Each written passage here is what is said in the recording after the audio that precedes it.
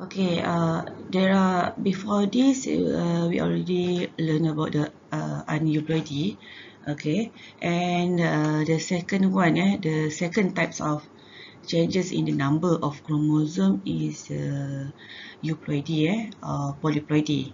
So, what is the difference between the euploidy and aneuploidy? Okay, aneuploidy is the addition or losing one or more individual chromosome because of non-disjunction during meiosis, and this can be occur in autosome and the sex chromosome. But for euploidy or polyploidy, is the condition of an organism having more than two set of chromosome, okay, more than 2n. So it will increase the whole set of the chromosome. There are two types of euploidy or polyploidy that we call as autopolyploidy, and the second one is allopolyploidy. Okay, and this normally occur in plants or crops, okay, because to get better qualities lah, okay, for yield, okay, we can get more yield, more resistant to disease or pests, and can grow faster. Method of naming polyploidy is based on the total set of chromosomes present. Okay, for example, if they have the three sets, okay, of chromosome, so we call it as a triploid. Okay, triploid. If they have the four sets, so tetraploid. And if they have a five sets, so we call it as a pentaploid. Okay, so dia depends kepada total, okay, jumlah set kromosom yang ada, okay, yang ada. So kalau berlakunya fertilization, contohnya between two end gametes, okay, so dah ada gamete, okay, yang two end, so fertilize dengan normal gamete N, okay, normal gamete N, so dia akan dapat zygote 3N. Okay, so dia akan hasilkan zygote 3N. So 3N ni dia punya set kromosomnya, maksudnya ada 3 set of chromosome kan, present, iaitu triploid. How does it occur? So for euploidy or polyploidy, this occur because of non-disjunction, caused by non-disjunction of chromosome, which is all of the chromosome are not separated during meiosis. Okay, so beza dengan aneuploidy, also non-disjunction occur, but it happen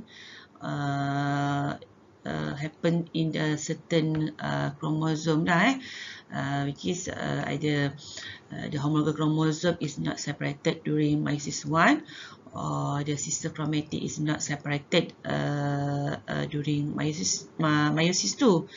Okay, so for euploidy, because of all the chromosome is not separated during the meiosis, either meiosis 1 or meiosis 2. Okay, so for example, you look here, for this first parent, parent yang pertama ni, kau lihat dia adalah dalam keadaan diploid to N. And what happened during the meiosis? Non-disjunction, okay, occur to its chromosome. So all the chromosome masuk dah dalam satu gamete ni. Okay, still have 2N chromosome. Okay, so this one the parent number 1. So parent number 2, okay, so same but diploid. And then after meiosis, the normal meiosis occur for this parent. So from 2N diploid, the number of chromosome akan jadi half kan. Okay, jadi haploid, jadi N lah. Okay, so the gamete dia akan ada N chromosome. Okay, number of chromosome dia jadi haploid, N chromosome. So if fertilization occur occur. Okay, so bila berlaku proses fertilization, okay, gamete from parent 1, okay, yang kita panggil this gamete ni abnormal gamete lah. Okay, because dia ada 2N set of chromosome. Parent kedua ni gamete dia normal, so this one normal.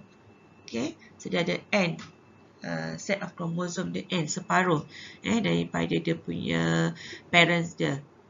Okay, so bila berlaku fertilization tu N cross dengan N, so akan hasilkan 3N. Kita panggil triploid. Okay. Okay, kalau asalnya, okay, kalau lihat kat sini ni, parent yang pertama ni, berapa nombor kromosom dia? 4N kan? Okay, 4N ni kita panggil tetraploid. Okay. Okay, so awal lagi dia dah 4N kromosom dia. Okay, so ini maybe berlaku sebelum ni dah berlaku non-disjunction antara dua parents. So dua gamete tu ada 2N. So 2N cross dengan 2N dapat lah zygote 4N.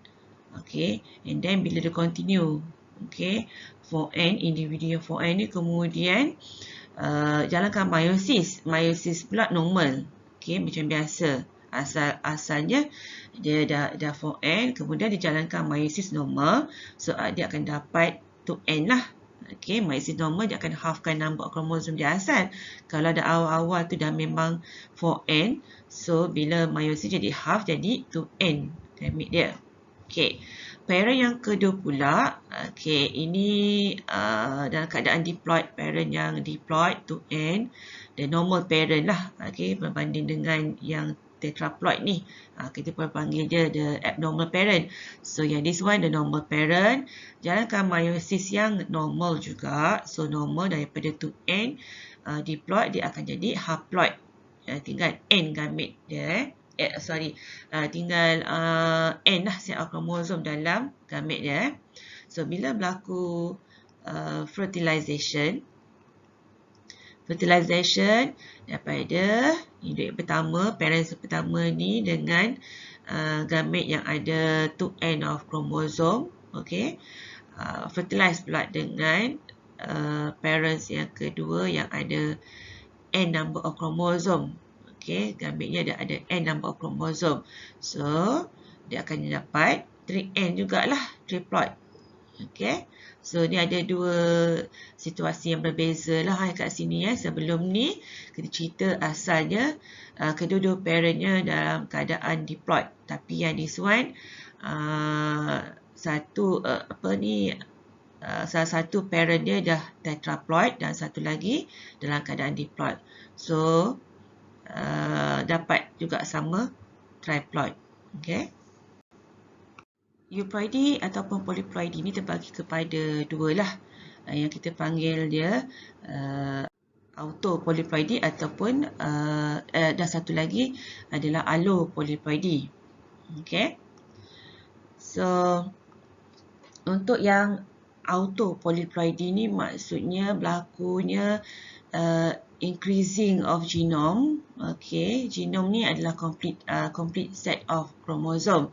Berlakunya penambahan increasing pada genome dia, pada set of chromosome dia kepada into 3 or more, okay, 3 or more sets of chromosome within the same species. Dia berlaku pada spesies yang sama, ada 3 ataupun lebih set of chromosome. Okay, dan semua kromosom dia adalah identical. Okay, adalah identical. Manakala untuk allopolyploidy ini sama juga berlakunya increasing of genome, increasing pada the complete set of chromosome dia into 3 or more chromosome. Okay, 3 or more set of chromosome, but dia berlaku dalam within the different species. Species yang berbeza. Okay, so contohlah kita ada spesies A, okay, dan juga spesies B. Okay, dia berlaku pada different species melalui proses through hybridization lah. Okay, so contoh kalau species species A ni fertilize dengan species B. Okay, so dia akan hasilkan hybrid, kita panggil AB kita panggil dia zygote, tapi kita panggil dia hybrid AB. Okay, tu maksudnya through hybridization. Okay, so bagaimana proses autopolyploidy ni berlaku So tadi saya sebut autopolyploidy ni berlaku increasing of genome dan dia berlaku within the same species. Okay, so dan commonly proses ni berlaku dalam plant. So apa yang digunakan adalah digunakan satu chemical lah, bahan kimia yang kita panggil dia colchicine. Okay, colchicine untuk introduce the autopolyploidy So colchicine ni digunakan to prevent spindle formation lah. Okay, bila spindle ni tak terbentuk dia prevent by the colchicine, so itu menyebabkan kromosom do not separate. Kromosom ni tak boleh nak separate. Bila tak boleh do not separate, so dia akan do not move toward the opposite pole lah. Okay, so tak ada spindle. So bagaimana kromosom nak ditarik ke different pole kan? Okay, so kalian kat sini ni tumbuhan tu lah yang hasilkan colchicine produced by Colchicum autumnale. Okay, so it works as mitotic inhibitor. Okay, by binding to tubulin during mitosis, it inhibits spindle formation so that the cell cannot split into two daughter cell. Okay, so tak boleh. Okay, kalau step sebelum ni kan you belajar, okay, untuk dalam keadaan haploid proses kalau dalam meiosis tu patutnya kromosom ni akan tertarik by the spindle pergi ke kutub yang berbeza kan, tapi ni tak berlaku. Okay, tak berlaku. So dia akan masuk dalam satu gamet ni still have the set of chromosome yang sama. Okay, kita tengok dalam figure ni ditunjukkan karyotype of parent species dengan number of chromosome dia 2n equal to 6. Okay, betul tak? Number of chromosome dia ada 6. Okay, so pertama, kedua, ketiga. Okay, ada 3 pasang homologous chromosome, 3 pairs of homologous chromosome. So number of chromosome ni jadi 6 lah kan? 2n equal to 6. Okay, so these parents, parents ni dua-dua mengalami proses meiotic error. Maksudnya kat sini berlakunya non-disjunction occur during meiosis. Okay, di mana the whole set of chromosome yang 2n equal to 6 ni semua masuk ke dalam satu gamet. Okay, so saya tulis kat sini lah. Okay, so species A kahwin fertilize dengan satu lagi species yang sama A dengan number of chromosome dia 2n equal to 6. Okay, so parents yang kedua pun sama jugalah 2n equal to 6. Semasa meiosis berlakunya error, berlakunya non-disjunction, di mana the whole set of chromosome ni masuk ke dalam satu gamet lah. Okay, so this gamet still 2n equal to 6 juga. Okay, so parents yang kedua ni pun sama juga. Dia punya gamet dia mengandungi the set of chromosome dia sama macam parent, sebab berlakunya meiotic error during non-disjunction during the meiosis occur.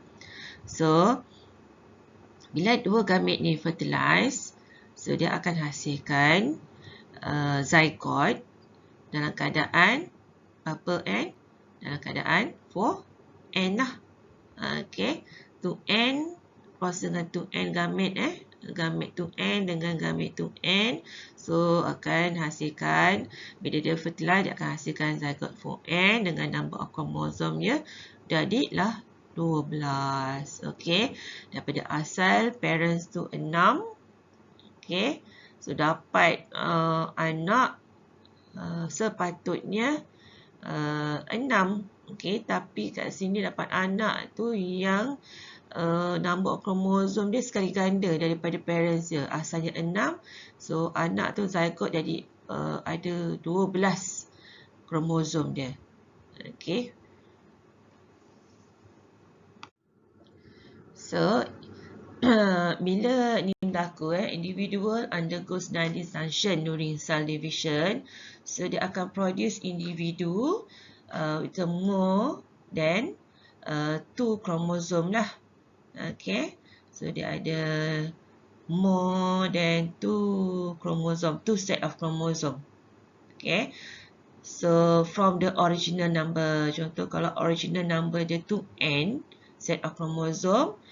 Okay, bila berlaku meiotic error pada kedua parents dia, so dia akan menghasilkan tetraploid number, okay, for N. Okay, so dia akan ada lebih daripada 2 set of chromosome, ada 4N. So tetraploid ni can produce fertile. Okay, dia akan produce fertile tetraploid offspring, okay, by self-pollinate ataupun by mating with other tetraploid. Okay, untuk yang allopolyploidy pula, okay, so kita panggil dia species hybridization. Okay, sebab untuk allopolyploidy ni pula berlakunya increasing of the genome, the complete set of chromosome dia increase into 3 or more set of chromosome, dan dia berlaku within the different species, okay, melalui hybridization.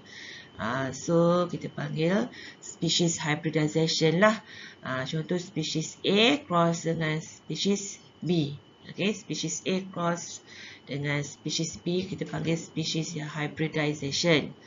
Okay, bila berlaku fertilization, contoh dalam this figure.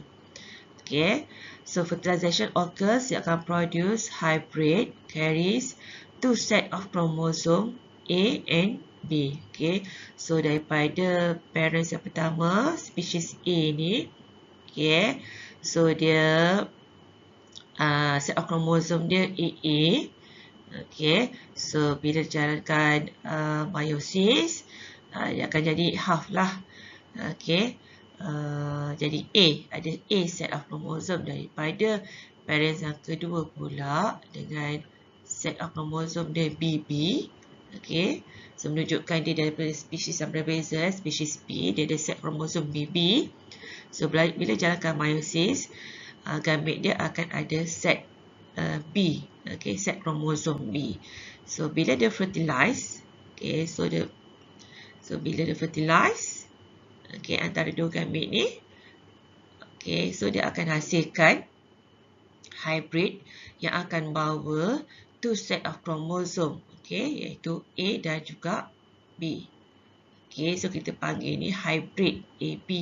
So the hybrid ni is a sterile hybrid because A is not homologous to B. Okay, dia bukan pasangan homolog, dia bukan homolog dia. A, kalau kata homolog, A tu mesti dengan A lah, A dengan A, B dengan B, barulah kita panggil dia homolog, homolog. Tapi kalau A dengan B, A is not homologous to B. So that's why this hybrid ni sterile. Okay, so hybrid AB ni kenapa dia kata sterile?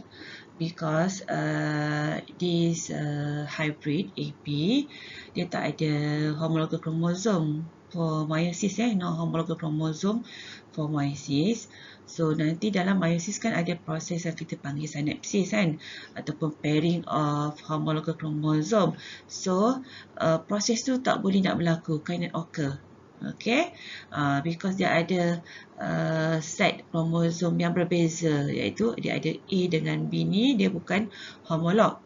So apa yang boleh dilakukan adalah proses ni boleh berlaku secara spontan ataupun di-induce melalui proses yang dipanggil allopolyploidy. Okay, apa yang berlaku dalam proses allopolyploidy ni adalah berlakunya doubling of the chromosome. Kromosom tu akan doubling. Dia berlaku secara spontan ataupun induce. So dia akan hasilkan, barulah dia akan hasilkan diploid AABP. Okay, after proses allopolyploidy ni. So bila dia ada dalam keadaan AABP, so barulah dia boleh jalankan proses meiosis lah untuk produce the gamete, because dia ada, now dia dah ada homologous kromosom dia. So barulah boleh jalankan meiosis dan dia akan hasilkan gamete yang mengandungi AB set of kromosom. Okey, ni satu lagi contoh lah saya gunakan di mana kita kacukkan antara spesies Triticum monococcum ni. So di spesies Triticum monococcum dengan number kromosom dia tu N equal to 14 dengan genom dia A lah. Ni genom kita panggil genom ni, dia punya set, complete set of a kromosom dia A. Okay, so spesies yang kedua ni nama dia Triticum cersei. Okay, walaupun kalau lihat kat sini nama kromosom dia sama, 2N equal to 14, tapi genom dia berbeza kan. Yang ini B. Okay, genom maksudnya genom ni adalah a complete set of chromosome, tapi kat sini kromosom B. Okay, yang menunjukkan dia adalah spesies yang berbeza. Okey, so daripada Triticum monococcum, so dia akan hasilkan gamete dia yang haploid, okey, iaitu berapa? So 7 kan? Okey, so daripada spesies B ni juga dia akan hasilkan gamete dia 7 juga 7. So dua gamete ni nanti bila dia fertilize, okey, dia bercantum dua gamete ni, so dia akan menghasilkan hybrid. Okey, kita panggil dia hybrid AB dalam keadaan yang sterile. Okey, dengan number kromosom kita panggil allodiploid. Okey, equal to 14. Okey, kenapa kita panggil dia allodiploid? Okey, so ini menunjukkan this hybrid ni sterile dengan di mana kromosom dia ni tak ada homologous kromosom, tak ada homolog dia. Okey, kalau biasanya kita akan tulis diploid 2N kan, 2N equal to 14, tapi untuk this sterile hybrid ni kita panggil dia allodiploid. Allodiploid menunjukkan dia punya kromosom ni tak ada homolog. Okay, tak ada homologous kromosom. That's why the sterile hybrid dia tak boleh jalankan meiosis seperti biasa. Sebab dalam meiosis ni ada satu proses dipanggil synapsis. Okay, so synapsis boleh dijalankan sekiranya dia ada homologous kromosom. Okay, contoh kat sini bagi yang masih lagi tak faham. Okay, kalau untuk kromosom untuk di spesies spesies ni maksudnya dia ada 7A N equal to 7 ni dalam gamete ni. Saya gunakan genom dia ada ada 7A kat sini. Okey, 4, 5, 6, 7. Untuk yang gamete ni pula dia punya genom dia terdiri daripada B kan, set B punya kromosom. So ada 7 juga. Okey, so 6, 7. So A dengan B ni bukan homolog, dia tak boleh nak jalankan ataupun undergo synapsis proses dalam meiosis. Betul tak?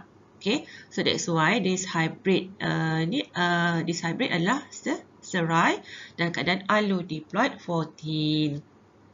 Okey, untuk jadikan dia fertile, hybrid, apa yang berlaku? Okey, proses doubling of chromosome. Okey, dia kena run doubling of chromosome ataupun dia kena run, kita panggil allopolyploidy lah kat sini. Okey, proses ni boleh berlaku secara spontan ataupun induced. Okey, so bila dia doublekan dia punya kromosom, so yang A ni akan ada 7 lagi. Okey, A. So kalau yang B ni akan ada 7 lagi B. Itu maksud doubling, dia double kan dia punya kromosom dia. Okey, so bila dia doublekan dia punya kromosom, so daripada 14 ni nilai dalam keadaan allodiploid 14, so dia akan jadi allotetraploid. Okey, allotetraploid 2n equal to 40 2n equal to 28. 2n nak menunjukkan dia dah ada have the homologous chromosome.